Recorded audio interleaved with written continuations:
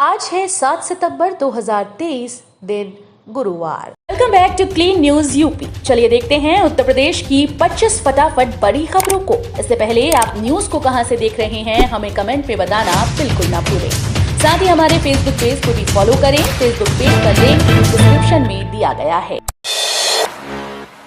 UP पर मेहरबान मोदी सरकार 18,000 करोड़ की विशेष सहायता का ऐलान।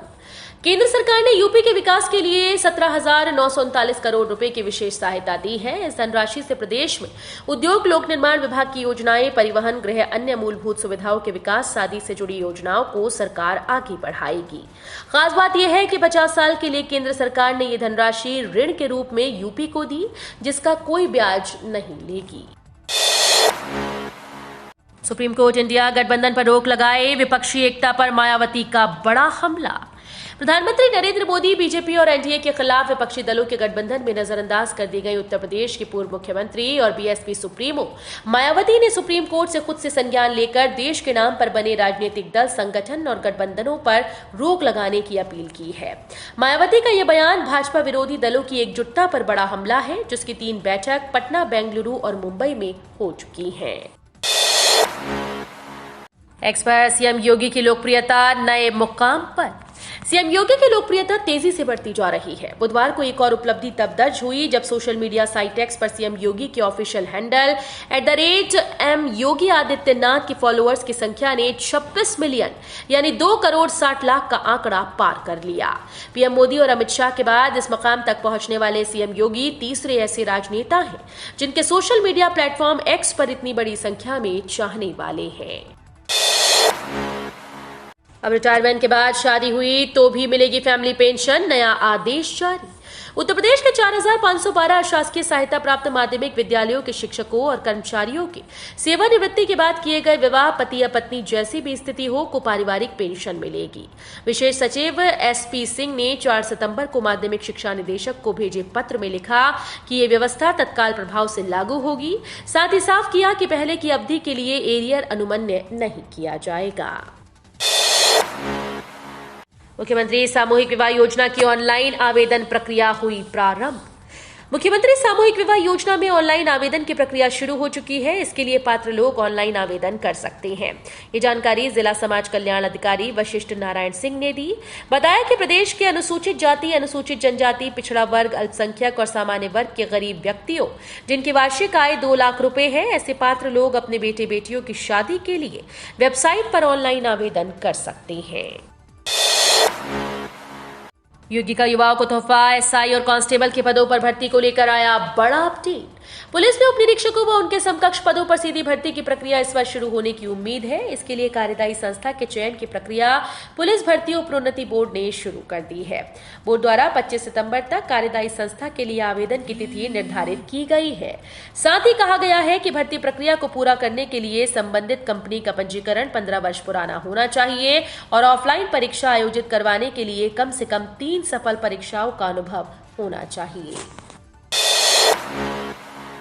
घोसी उपचुनाव के नतीजों से पहले ओम प्रकाश राजभर के दावे ने बढ़ाई सपा की मुश्किलें। यूपी के मऊ की घोसी विधानसभा सीट पर होने वाले उपचुनाव के लिए मतदान संपन्न हो गया।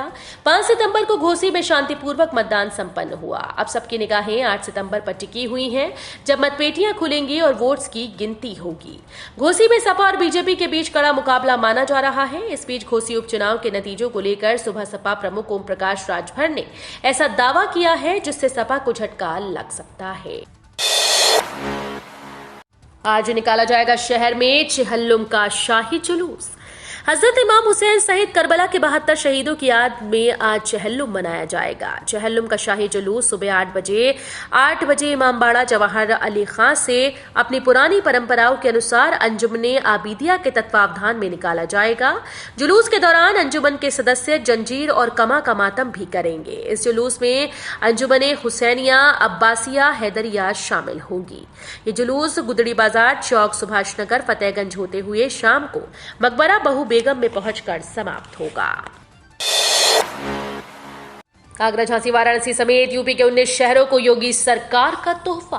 प्रदेश की योगी सरकार लोगों को बेहतर सुविधा देने के लिए यूपी के 19 जिलों को तोहफा देने जा रही है। बेहतर ट्रांसपोर्ट के मद्देनजर यूपी के 17 नगर निगमों समेत 19 शहरों में ई बसेस चलाने की तैयारी है। ये बसें पीएम ई बस सेवा योजना के तहत चलाई जाएंगी। नगर विकास विभाग इसके लिए प्रस्ताव तैयार कर रहा है और जल्द ही उच्च स्तर से मंजूरी के बाद इसे केंद्र सरकार को भेजा जाएगा। अत्याधुनिक सुविधाओं वाला क्रूज शुक्रवार से होगा शुरू। रामनगरी अयोध्या के चौधरी चरण सिंह घाट से 8 सितंबर को जटायु क्रूज बोट शिप का संचालन शुरू किया जाएगा। अत्याधुनिक सुविधाओं से युक्त ये बोट सरयू की लहरों पर रोमांचक यात्रा की अनुभूति कराएगा। 70 से 100 यात्रियों की क्षमता वाली ये बोट गुप्तार घाट तक लगभग 18 किलोमीटर की यात्रा तय करेगी। दुग्ध इकाइयों की स्थापना पर भूपयोग व श्रेणी परिवर्तन शुल्क से मिलेगी छुट्टी। उत्तर प्रदेश सरकार दुग्ध आधारित उद्योगों की स्थापना को प्रोत्साहित करने के लिए निवेशकों को भूपयोग परिवर्तन शुल्क व बाह्य विकास शुल्क से छूट या राहत सहित कई अतिरिक्त लाभ देने जा रही है। इसके लिए दुग्धशाला विकास व दुग्ध उत्पाद प्रोत्साहन नीति 2022 में संशोधन की तैयारी शुरू कर दी गई। प्रस्ताव के अनुसार राजस्व संहिता के नियमों के तहत कृषि भूमि के गैर कृषि भूमि में उपयोग व प्रोजेक्ट के बीच पड़ने वाली आरक्षित श्रेणी की भूमि के श्रेणी परिवर्तन पर लिए जाने वाले शुल्क को माफ करने की योजना है। मदरसों में होगी बीएड और एमएड की पढ़ाई। मदरसों में अब बीएड और एमएड की भी पढ़ाई होगी। मदरसा शिक्षा को बेहतर करने के लिए बोर्ड ने शोध की सुविधा देकर विषय विशेषज्ञ तैयार करने की कवायद शुरू की है। मदरसा शिक्षा परिषद व्यावसायिक पाठ्यक्रम शुरू करने के साथ ही पीएचडी कराने की भी तैयारी कर रहा है। बोर्ड की 12 सितंबर को प्रस्तावित बैठक में इस पर मुहर लगने की उम्मीद है। सुप्रीम कोर्ट पहुंचा बच्चे की पिटाई का मामला। मुजफ्फरनगर में स्कूली बच्चे की पिटाई का मामला सुप्रीम कोर्ट पहुंच गया। एससी ने इस मामले में मुजफ्फरनगर के एसपी से रिपोर्ट मांगी है। पीड़ित बच्चे और उसके परिवार को सुरक्षा मुहैया कराने का निर्देश भी दिया गया। कोर्ट ने राज्य सरकार को नोटिस जारी करते हुए 25 सितंबर तक जवाब मांगा। महात्मा गांधी के पोते तुषार गांधी ने कोर्ट में अपील करते हुए शिक्षिका के खिलाफ एक्शन लिए जाने की मांग की है। एक से दूसरे जिले में तबादला पाने वाले शिक्षकों का स्कूल आवंटन आदेश जारी। बेसिक शिक्षा परिषद के विद्यालयों में एक जिले से दूसरे जिले में तबादला पाने वाले शिक्षकों के लिए स्कूल्स के आवंटन संबंधी आदेश जारी कर दिया गया है। ये प्रक्रिया 16 सितंबर तक पूरी हो जाएगी।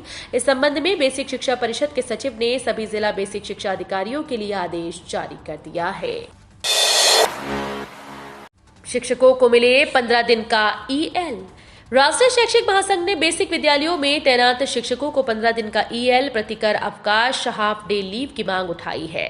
महासंघ के प्रतिनिधिमंडल ने बुधवार को प्रदेश अध्यक्ष अजीत सिंह के नेतृत्व में शिक्षक समस्याओं के निस्तारण के लिए महानिदेशक स्कूल शिक्षा विजय किरण आनंद से मुलाकात की। महासंघ ने 2005 से पहले से नियुक्त शिक्षकों को केंद्र सरकार के समान मेमोरेंडम जारी कर पुरानी पेंशन का लाभ देने, जिले के अंदर तबादला पाए शिक्षकों के स्कूल आवंटन, वेतन भुगतान, जिले के अंदर परस्पर तबादला पूरा करने, पदोन्नति प्रक्रिया पूरी करने, 69,000 शिक्षक भर्ती में नियुक्त बीएड योग्यताधारी शिक्षकों को ब्रिज कोर्स कराने आदि का मुद्दा उठाया है। आईवीआरआई के वैज्ञानिकों का कमाल, अब किसी भी जानवर को पकड़ना होगा आसान। किसी भी गुस्सैल, संक्रमित या विशेष बीमारी से ग्रसित जानवरों को पकड़ना आसान काम नहीं। गुस्सैल जानवर जहां पकड़ने वाले पर तेजी से हमला कर देते हैं, वहीं बीमारी से संक्रमित जानवर पकड़े जाने के भय से इधर उधर भागते हैं, लेकिन अब ऐसा नहीं होगा। आईवीआरआई के वैज्ञानिकों ने एक ऐसा एनिमल कैचर उपकरण तैयार किया है जिसकी मदद से दूर से ही किसी जानवर को पकड़ना आसान होगा, वो भी बिना किसी शोर शराबे के। एनआईए छापेमारी के खिलाफ बीएचयू गेट पर भगत सिंह मोर्चा का प्रदर्शन, पुलिस से नोकझोंक। वाराणसी समेत कई जिलों में एनआईए की छापेमारी के खिलाफ बुधवार को भगत सिंह मोर्चा के सदस्यों ने बीएचयू गेट के पास प्रदर्शन किया। इस दौरान मोर्चा के सदस्यों की पुलिस से नोकझोंक हुई। पुलिस ने उन्हें हटने की डेडलाइन दी। इसे लेकर मोर्चा की महिला सदस्यों के साथ तीखी बहस हुई। एनआईए ने मंगलवार को भगत सिंह मोर्चा के सदस्य और बीएचयू की 2 छात्र नेताओं के घर पर छापेमारी की। इसमें कई ऐसे साहित्य और पत्रिकाएं बरामद होने का दावा किया गया जिसमें केंद्र की मोदी सरकार की छवि खराब करने की साजिश हो रही थी। सीएम योगी की फोटो जलाने वाले वकीलों पर एफआईआर। गाजियाबाद में पुतले के साथ सीएम योगी का फोटो जलाने के मामले में 4 वकीलों सहित 5-6 अज्ञात व्यक्तियों पर पुलिस ने मुकदमा दर्ज किया। मंगलवार को गाजियाबाद कचहरी में हापुड़ लाठीचार्ज के विरोध में वकील पुतलों के ऊपर सीएम की फोटो रखकर उसे जूतों से कुचला और आग के हवाले कर दिया था। हापुड़ लाठीचार्ज के विरोध में बार एसोसिएशन गाजियाबाद के आह्वान पर वकील बुधवार को भी हड़ताल पर रहे। वकीलों की बड़ी मांग पूरी, सीओ समेत 141 पुलिस वालों पर रिपोर्ट दर्ज। हापुड़ में अधिवक्ताओं पर लाठीचार्ज के मामले में कई मांगों में से बड़ी मांग पूरी हो गई। एक पीड़ित अधिवक्ता की तहरीर पर हापुड़ कोतवाली में 141 पुलिस कर्मियों के खिलाफ मुकदमा दर्ज किया गया। मुकदमे में सीओ सिटी और नगर कोतवाल सहित 51 पुलिस कर्मियों को नामजद करते हुए 20 से 30 सिविल ड्रेस में तैनात पुलिसकर्मी और 50 से 60 अज्ञात वर्दीधारी अज्ञात पुलिसकर्मी शामिल हैं। अफसरों को मिला बिजली चोरी रोकने राजस्व वसूली का लक्ष्य।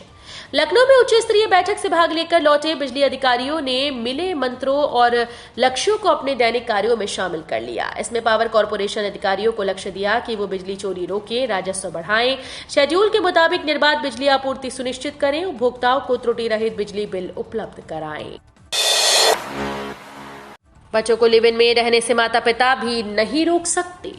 इलाहाबाद हाईकोर्ट ने कहा कि बच्चों को लिव इन में रहने से मां बाप भी नहीं रोक सकते। याचिकाकर्ता ने सुरक्षा देने की मांग करते हुए कहा था कि परिजन उसके पार्टनर का मजहब अलग होने के चलते उन्हें अलग करने की कोशिश कर रहे हैं। उसने जान को भी खतरा बताया था। इस पर एचसी ने कहा कि अगर बच्चे लिव इन में रह रहे हैं तो कोई भी रिश्तेदार उन्हें ऐसा करने से रोक नहीं सकता। कोर्ट ने पुलिस को सुरक्षा देने का आदेश भी दिया। यूपी में इलेक्ट्रिक वाहन खरीदने वालों का टैक्स रजिस्ट्रेशन फीस माफ।